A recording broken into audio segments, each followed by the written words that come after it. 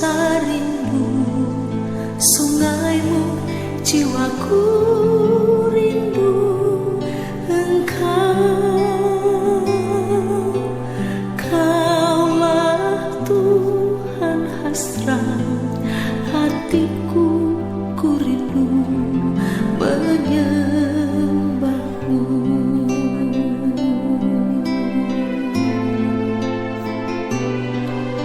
Seperti busa rindu sungaimu, jiwaku rindu Engkau.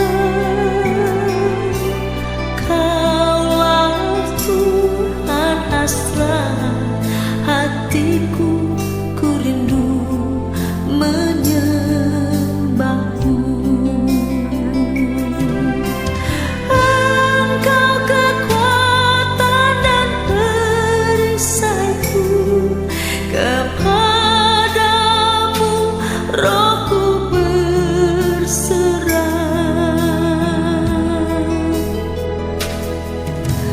Kaulah Tuhan hasrat hatiku, ku rindu menyembahmu.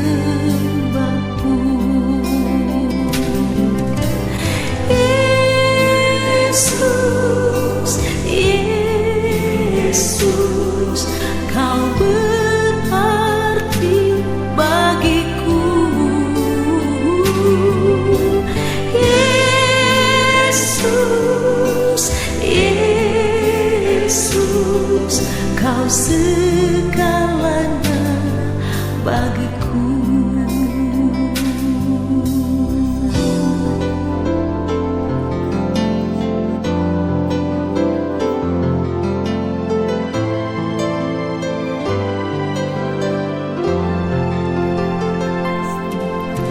Seperti rusa rindu sungaimu, jiwaku rindu Engkau. Kaulah Tuhan hasrat hatiku, ku rindu menyembahmu. Engkau kekuatan dan perisaiku, kepadamu rohku berserah.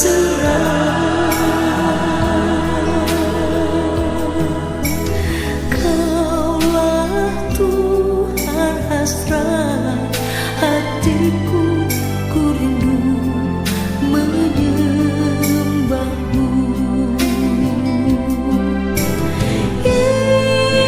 Yesus, Yesus, Kau berarti bagiku.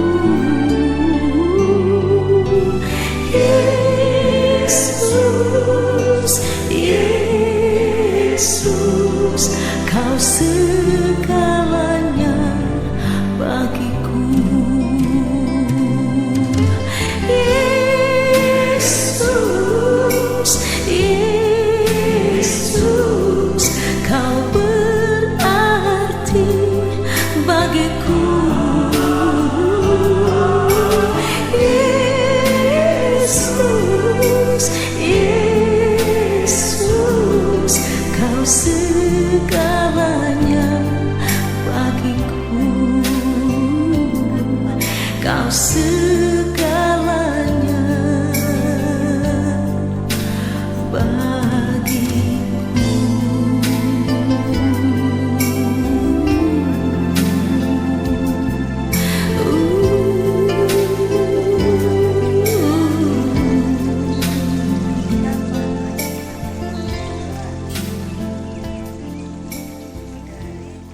Kejadian 8 tersebut dapat kita ambil hikmat bahwa ketika manusia hidup di dunia akan mendapat banyak sekali pilihan, entah itu pilihan yang baik atau pilihan yang buruk.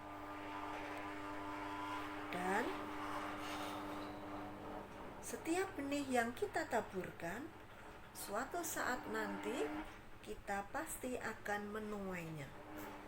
Jadi, setiap perbuatan yang kita lakukan hari ini, kita akan menerima balasannya di kemudian hari. Terdapat juga di dalam Lukas 6 ayat 37 sampai 38.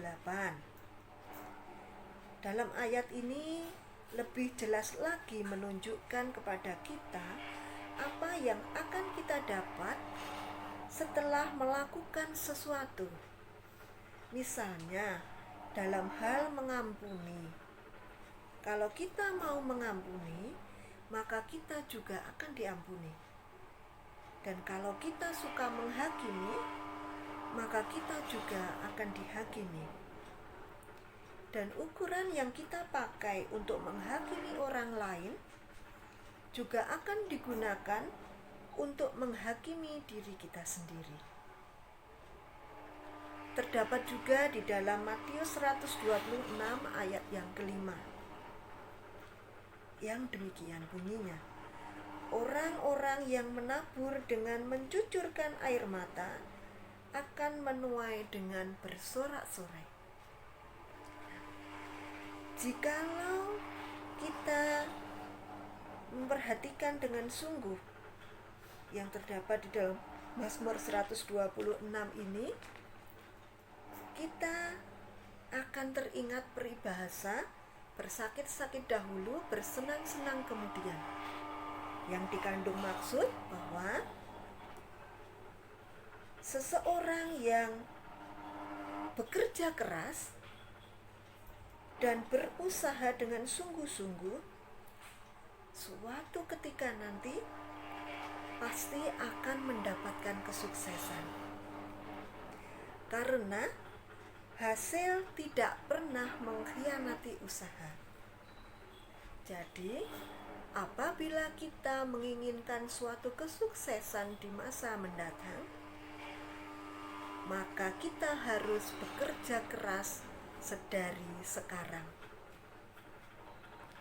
Dari ayat-ayat tersebut di atas, kita bisa menyimpulkan bahwa Alkitab tidak mengenal hukum karma yang berkaitan dengan reinkarnasi atau terlahir kembali.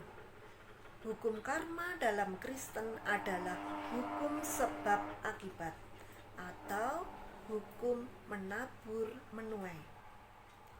Yang sama halnya dengan hukum tabur tuai yang sudah kita baca bersama-sama. Jadi, karma berlaku selama manusia itu hidup di dunia dan akan berhenti saat manusia meninggal.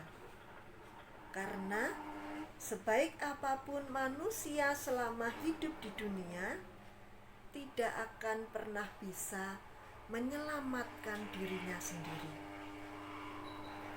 Seperti yang dikatakan dalam 1 Petrus 1 ayat 18 dan 19, bahwa keselamatan kita didapat dari darah Kristus yang sama seperti anak domba yang tak bernoda dan bercacat.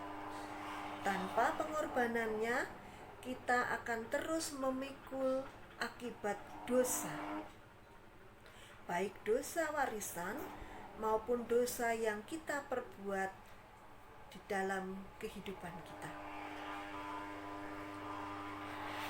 Dan dosa itu menjadi dinding pemisah antara kita dengan Allah. Ibu-ibu yang terkasih, di dalam kehidupan kita, kita perlu berpikir dengan matang sebelum melakukan sesuatu hal. Apalagi jika tindakan itu mengambil risiko yang besar. Apa yang akan muncul sebagai akibat atas tindakan kita nanti harus kita pikirkan masak-masak, supaya kita dapat mempertanggungjawabkan setiap perbuatan kita nantinya.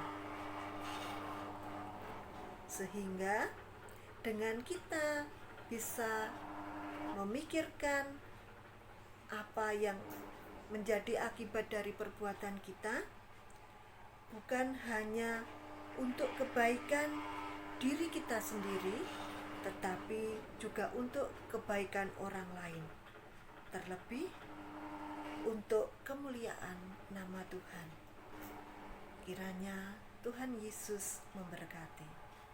Amin.